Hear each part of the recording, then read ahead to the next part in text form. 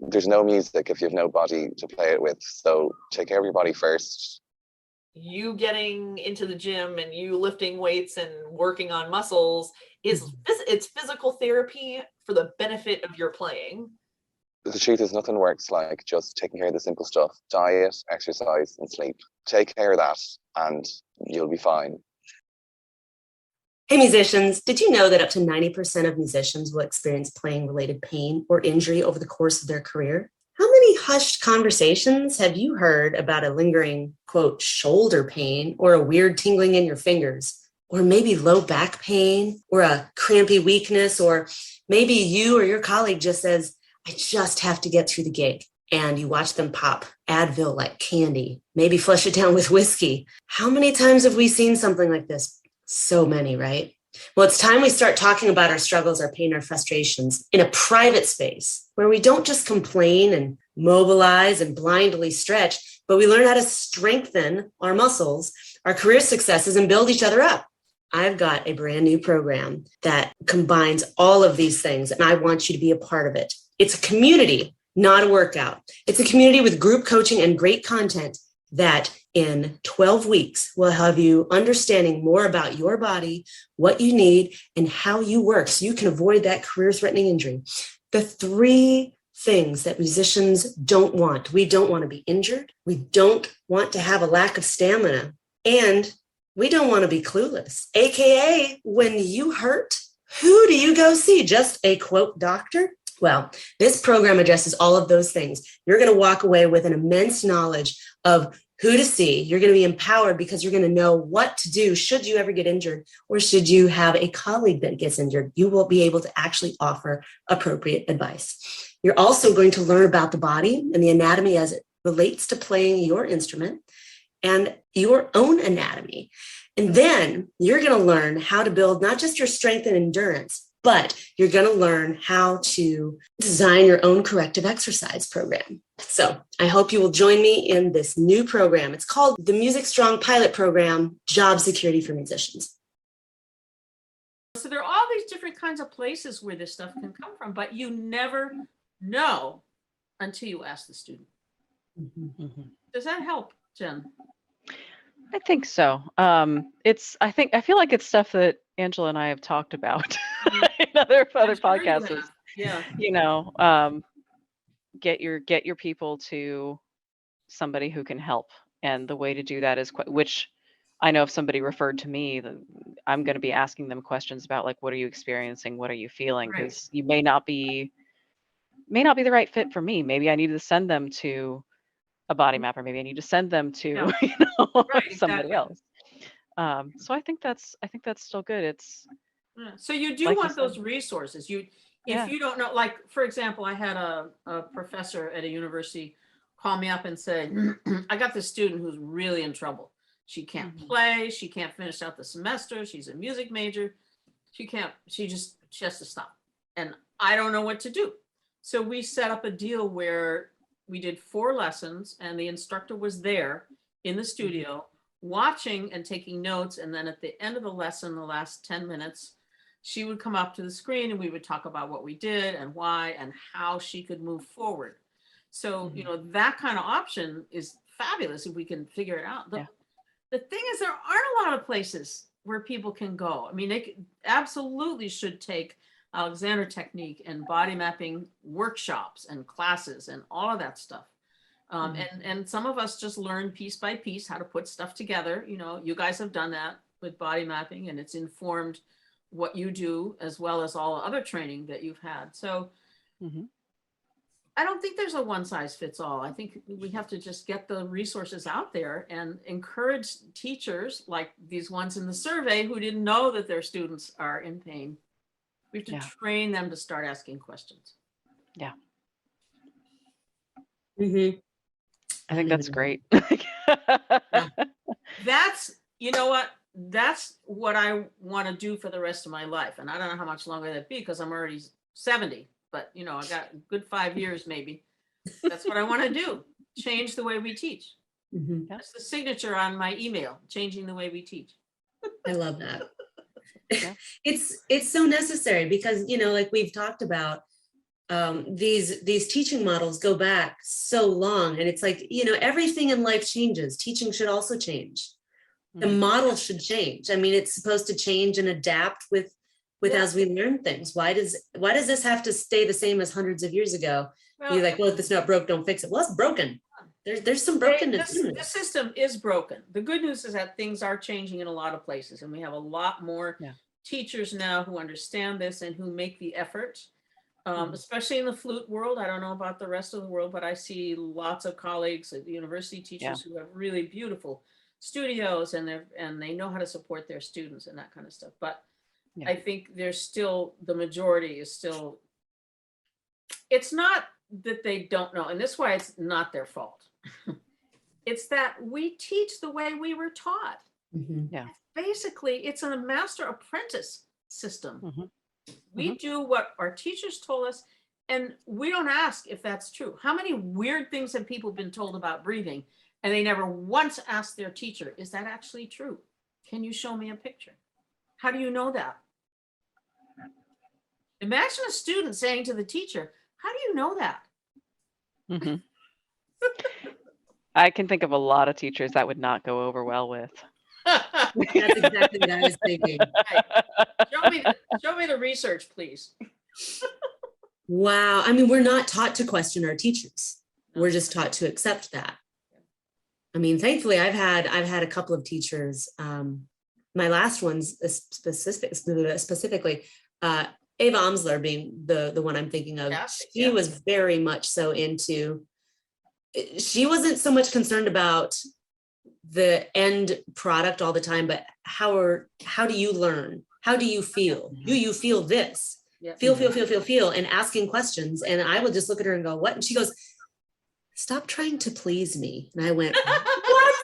Do this. No, like I imploded in front of her. I just was like, what? She's like, you have not to please me. Like, I can hear her saying it. You have not. I gotta ask you guys a question. How are we gonna do this? How are we gonna change the way people teach? That is an excellent question. Jen, do you have any thoughts before I We can moan about it forever, but how are we gonna make changes? I mean, it's so slow to change. And I'm sitting here during this conversation thinking, at least people are starting to ask me. Because for a long time they didn't. And when I did get the questions, it was from my peers. You know, it was from people who were, when I was in college, they were teaching elementary kids or middle schoolers. And, well, what do I do? Well, what do I do? And, you know, I didn't have the resources then to be able to help them. But I'm seeing it more frequently now with people starting to ask the question. I wish it wasn't starting. I wish it was like, no, we actually, and there's a lot of like, rah, we need to do something about this. Okay, let's do it. Actually doing it, I don't know if we want to do that. You know? What do you think would happen if you started to ask them questions? Yeah. It's a good thought. I mean, a good point. So the school where I teach, I'm adjunct at Trevecca University, and as I understand it, the dean there, his name is David Deal, Dr. David Deal, so lots of D's. Triple D. He is I think he's the chair of NASM, with the National Association of Schools of Music. And so before I was an adjunct there, I gave one of my Music Strong workshops to their students, and he called me in his office and he said, hey, I'm in charge of doing this whole wellness thing. This is really important. Students need to know this. We actually put this in our NASM accreditation handbook that, you know, schools of music to be accredited have to show how they are keeping students healthy. The problem is, it can be very vague and kind of useless. I mean, it's good that they have that, but it's a start, you know, like these schools of music, I've seen several of them just put something up on a website. These kids don't even know the website's there, or they don't care, or they don't think it applies, or, right? Or so it's like me, and you go to the website and you go, this is everything that I've already been told. I'm already resting, I'm already icing. Give me something else. Give me something else, you know, give me some real resources. Where do I go for help that's, you know, not not this. So, I mean, I know Lee has created a course, and I've created a course that I think I really want to get into schools, and it teaches teachers how to help other people. Mine isn't just teachers, but it's, you know, other musicians that want to help their colleagues. They want to help their bandmates. They want to help themselves. You know, it starts with empowering the musician to ask questions and to take agency for themselves, to not just look at a teacher or a doctor as a god, but like, nope, I'm hiring you and I can fire you. my health, this is my health and my career and my body. And I need to get real answers, not rote answers. So my thought is, besides, you know, creating programs that we can put in the hands of people that really want them and making them as available as possible. Like my thought is, I'm going to go talk to him actually, hopefully next week, because I brought up the thought of, I would like my course, my job security course, to be taught in colleges. And I think you guys would be great for that since you're already on that. But let's also bring up this point in the NASM accreditation book. What can we do? And if he is actually the source, and I don't remember, I think he is, that's what I remember. If he is, that's a huge start. You know, ask the teachers, what do they need? What resources do they need? You know, we can extrapolate all we want and expound on this and go, well, it could be this, it could be that. But if we don't ask the teachers, we don't ask our colleagues, then we're just guessing. What do you need? Yeah. So speaking of NASM, National Association of Schools of Music. Not this one. No, that's another one. Sports medicine. This might be a question you can ask him. As I understand it, there are guidelines for mental health, for hearing health, for musculoskeletal health, and I think there's one other, I can't remember what it is.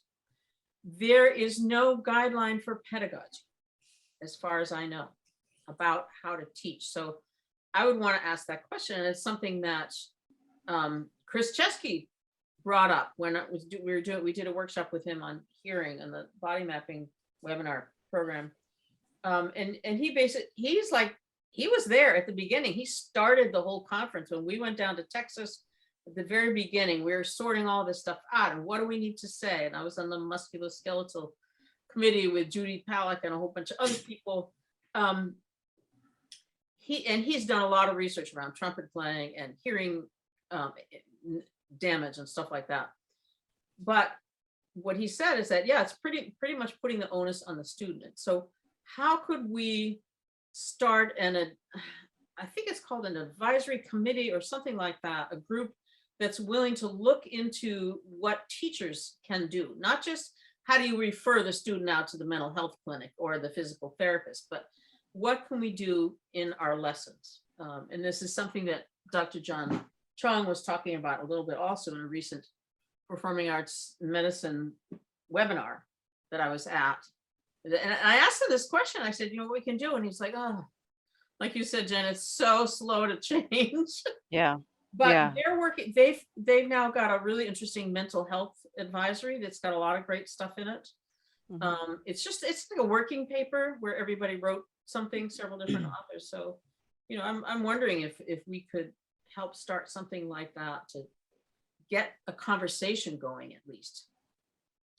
Yeah.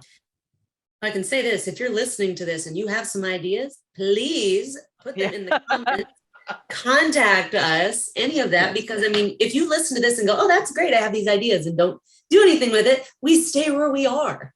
Right. It doesn't further the conversation. I have to say, I do have hope, because just look at how fast we've changed repertoire and performances with the whole Black Lives Matter thing. I mean, now almost every program that you see publicized on Facebook, which is my source of all information, has a BIPOC composer or performer.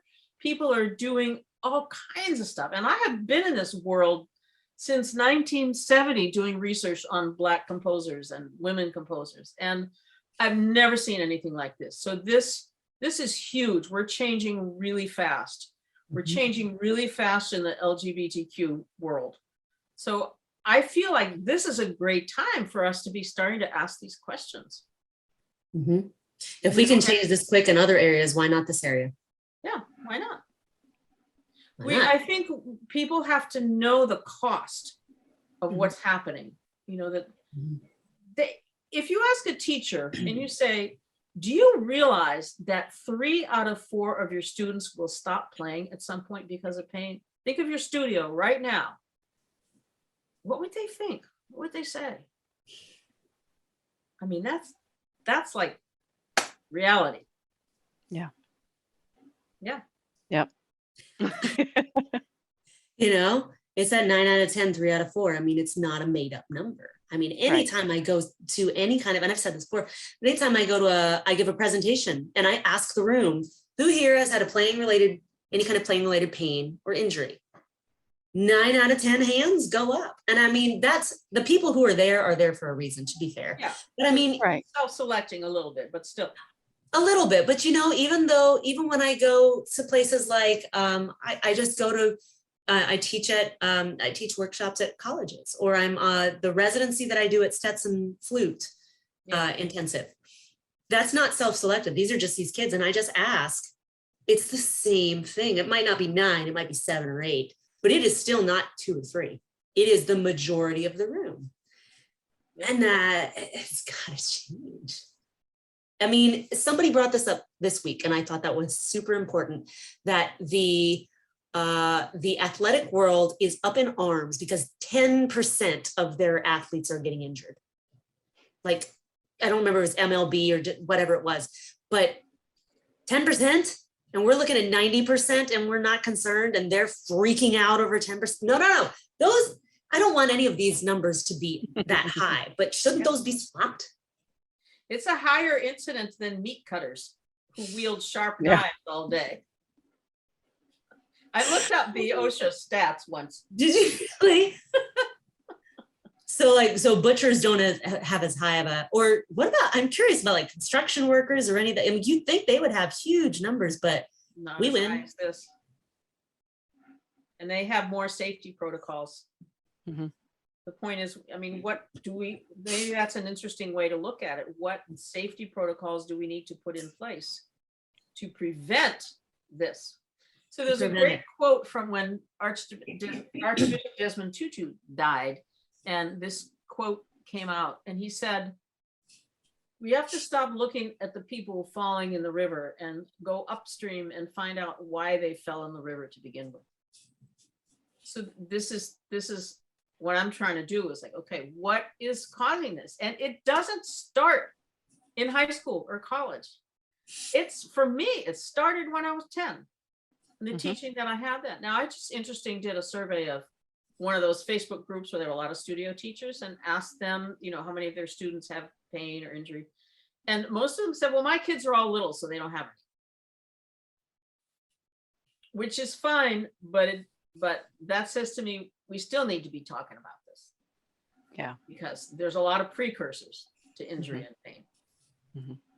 And we yeah. know that kids are struggling with anxiety and tension.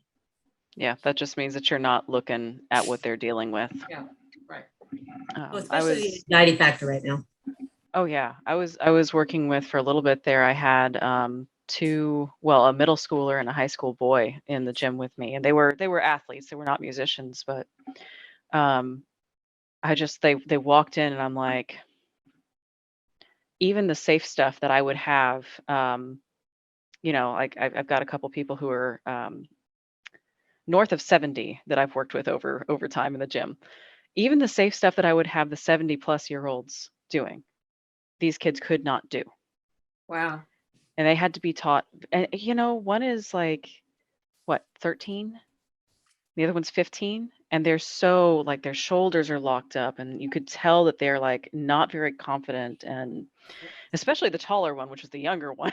You know, like, oh yeah, you're not used to your height, and you're really self-conscious about it. And like, okay, so if I have you as a kid who's trying to be an athlete, do any of the standard lifts that you would be taught in a high school gym setting, you're going to tear something before I even get a chance. And like, I wouldn't want to work with that kid in a band setting without some work physically first as well.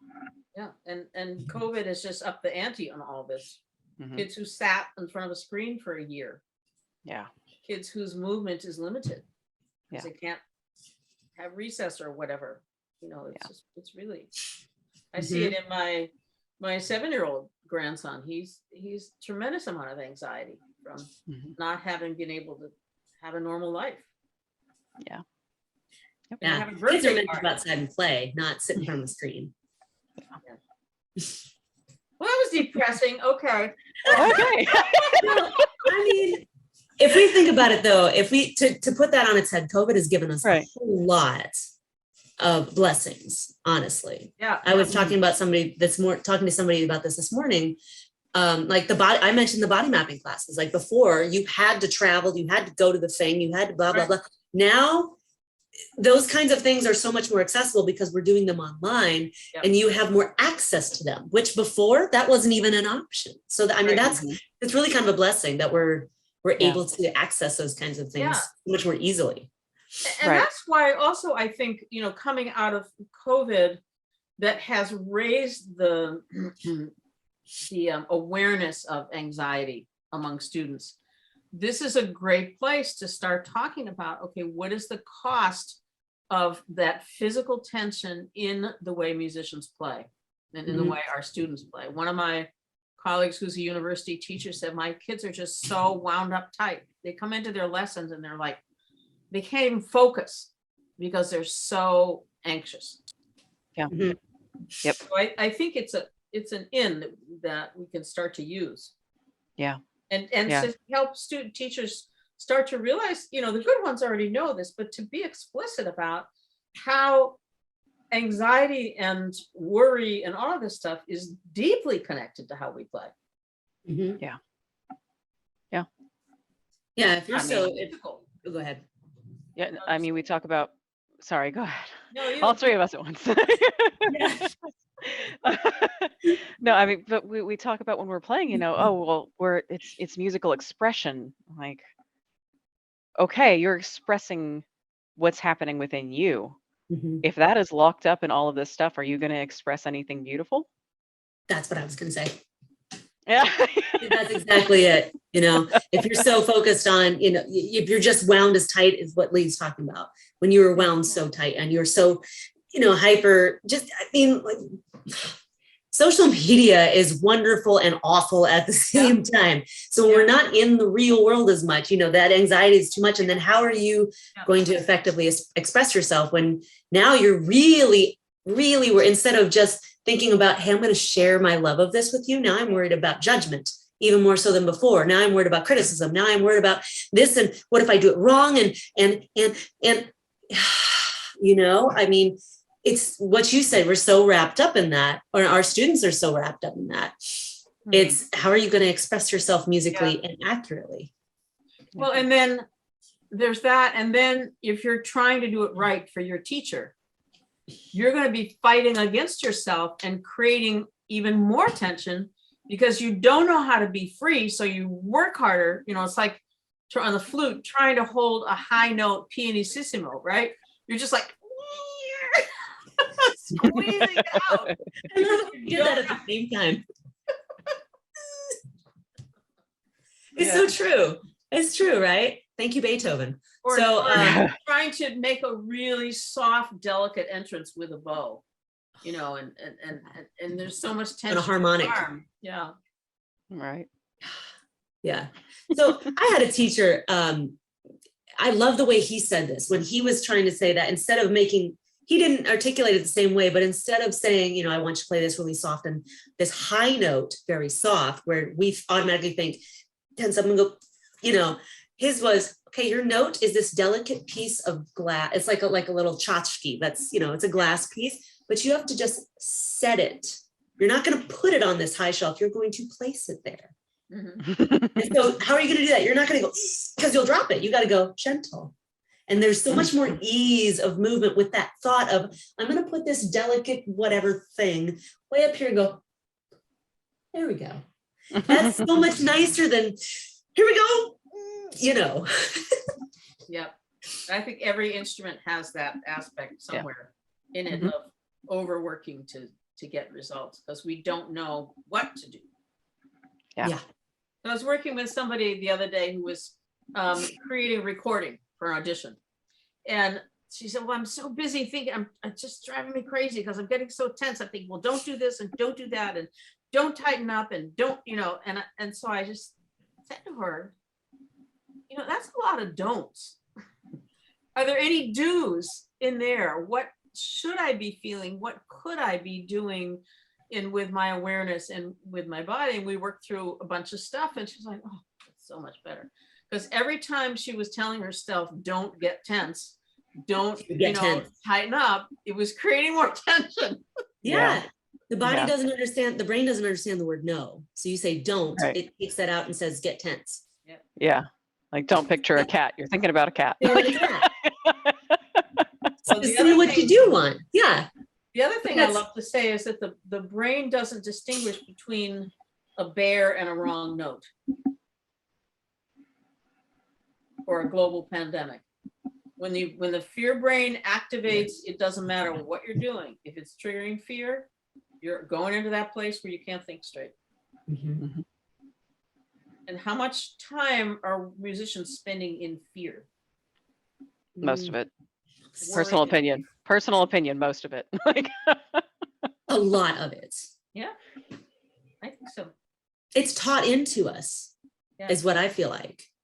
And see, this is why I have to think about this as a whole system, because it's not just about mental health. It's not just about physical health. It's not just about mindfulness.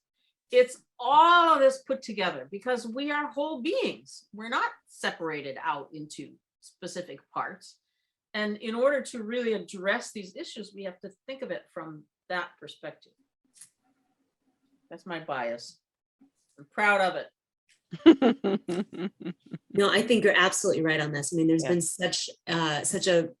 such more of a focus lately on mental health, which is wonderful, but your brain to is the in exclusion of physical health. Yes, your brain is in your body. Your emotions are housed in your body. Let's not forget the rest of us. We don't have a word for that.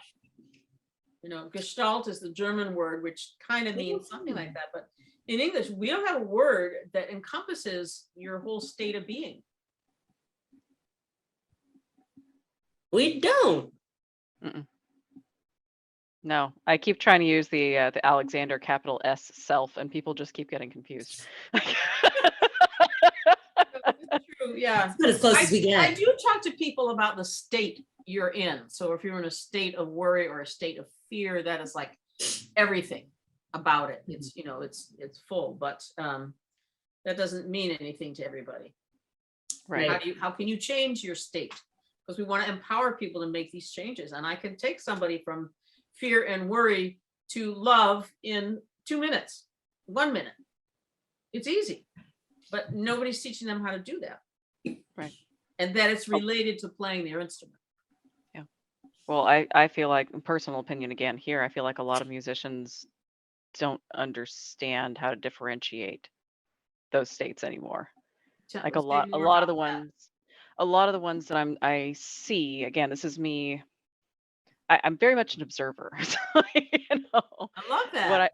What I see in them is okay, there's going to be a little bit of noise here, so I apologize. But what I see in them is that they live so much in anxiety and depression and that very much. Sorry, I'm thinking of a circle here, but those sort of subdued states where we tend to associate them with negative things. They do have a function, but overall we tend to be in this very negative place, and it becomes so normal that you forget that the other states exist. The happy exists, the love exists, the self-love exists. So it's like, well, no, I don't feel upset. I'm not, this is not weird or bad. This is normal. Like, no, it's not. So I like the new word that people are using, normalized. We've normalized that way of being, that this is part of who you are as a musician. I can't be good enough. I can't make enough money, all the things that we've just been talking about. And yeah, we need to normalize joy and curiosity and excitement. Yeah. The things that we came to the instrument with. Exactly. And most people that oftentimes that's why I use the words joy and ease, because when I was doing my market research, people were saying, yeah, I don't have the joy anymore. Mm. And I can relate to that. Yeah. After Oh, yeah. playing pain for 30 years. Yeah. Yeah. So we have some plans going forward, I think. Like, how do we change this? So, I mean, it's been a really great conversation of Yeah. a lot of aspects of this, but going forward, you know, if you guys have, who are listening to this, if you have thoughts on this, please reach out and leave comments and wherever you're listening to this, or, you know, hit us up on our social media, because we don't want to stay in this state. We can talk about the problems and be, you know, they've been talked about to death, I feel like sometimes. So it's, let's get on a path of how do we change this instead of just continuing on. Okay, so we're all injured. I mean, but it's funny because, I mean, you just mentioned that, like, how many of these teachers don't know that their students are dealing with this? So, I mean, there is still a degree of that needs to be taught to people, but. Right, but not researched in that same way of proving whether or not there is an injury. You know what I mean? Well, This point, yeah. I will say right up front to people, I'm not a researcher. You know, I'm just not. I live in the practical world, and this is what I see. This is what's happening, and people tell me stuff that they don't tell anybody else. I'm sure you have that same experience. They don't tell their teachers. They don't tell their parents. They don't tell it. Certainly don't tell their conductors. So this is real life, and you know, you can do a whole bunch of qualitative research if you want, but there's still a lot to learn from those of us who are in the trenches. You know, I'll never forget when I was actually at FSU, and I had a concert, and I've been wearing earplugs since, I don't know, 10th grade, because my ears hurt. Everything was so loud. And I have, you know, documented no hearing loss because I've been wearing those earplugs for so long. But the conductor, you know, he's right here. And he saw me put those in, and he looks down and he goes, "You're not wearing those." And I said, "Yes, I am." He goes, "No, you're not." And I said, "Yes, I am." He goes, "I don't want to see those." And so I put my hair over my ears. And I was like, "These are my ears. Shut your face. You're not going to argue with me about this, because I will not back down. What are you going to do? Kick me out of school?" I mean, why would I wear those? I mean, why was that a personal affront to him? That still bothers me. Oh, it doesn't take much to offend a conductor. I was married to one for 30 years, so. There you go. But, you know, I was just like, you know, and now we're finally talking about not just tinnitus, but hearing loss. And why is that normalized? It doesn't have to be. And so I know here in Nashville, I see musicians wearing these specialized earplugs and in-ear monitors. Exactly. Oh, wait, what is that? I know somebody who has one of those. My hearing aid. Yes, but isn't it like adjustable, right? That's adjustable. So she has one that looks just like that. It's adjustable to different frequencies as like a musician, because she's a flute player. Is that what that is? Yeah. But I don't ever adjust it very much. But it's just nice to know that's an option. You know, it doesn't make you less than or, you know, impede my ability. And I wear earplugs 100% of the time when I play piccolo or when I'm in an ensemble. Yeah. I don't care what ensemble. Yeah. It's too loud. Nothing wrong with that. So I'd like to close out by offering a couple of things to all you wonderful listeners, if you're interested. May I do that? Absolutely. Okay, so I've created this really fun quiz about your teaching style.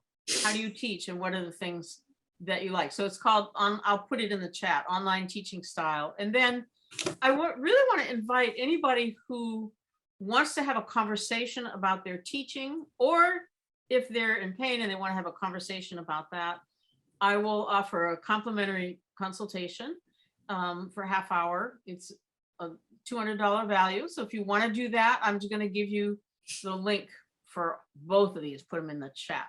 There you go. Perfect. Yeah, we will make sure they get mentioned. I'd be happy to talk to anybody. Yeah, those will for sure go in the show notes. Yeah. Thank you. Yeah. Absolutely. So I'm doing, what's coming up for me is I'm doing what I call a mini course. It's a 5-day mini course where we have a short video each day of the week and then a longer workshop on Saturday. I'm doing it in February because I know this is being broadcast later, but I'll be doing more later on in the year. And at some point, I guess I should put my website in. Oh, that's okay. We'll get it from you later. We're Don't gonna worry get that. about it. Okay. We got all that. Always. Oh, good. All right. Yeah. Yeah. Yeah, absolutely. So you're doing what was that one more time? You're doing a mini course Mini next week. okay. So Okay. yeah, but So you'll I'm be not bringing gonna- that back. Yeah. Okay. It's not going to help you guys because this will be airing after the course. But I'll have That's another okay. one.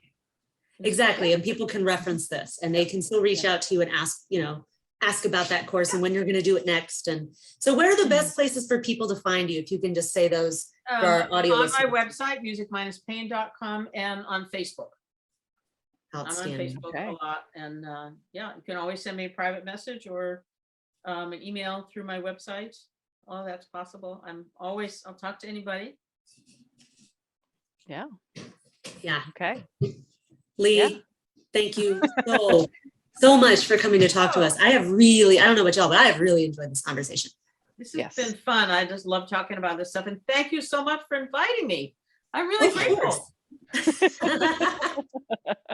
We very much appreciate your time. Very much. Very much. So great You to meet guys, you, Jen. I love your perspective. Thank you. Someday I get to see you in action. Hopefully, we'll make it work, right? yeah, you guys go check out Dr. Lea Pearson at music-pain.com. And we'll put all that information in the show notes so you won't miss any of it. If you will do us a favor, if this resonated with you, please share with somebody, like us, and please leave us a review. That's the only way that we can get this information out to people is if you guys interact with us. So wherever you're getting this podcast, if you would leave us a review, leave us some comments, rate it, review it, that will really help all of us. And I know that we're all on the same page of wanting to reach as many people as possible. And this is how we do it. Yep. So thank you all for joining us, and we will see you next time. Thanks, everyone. Bye-bye. Thank you.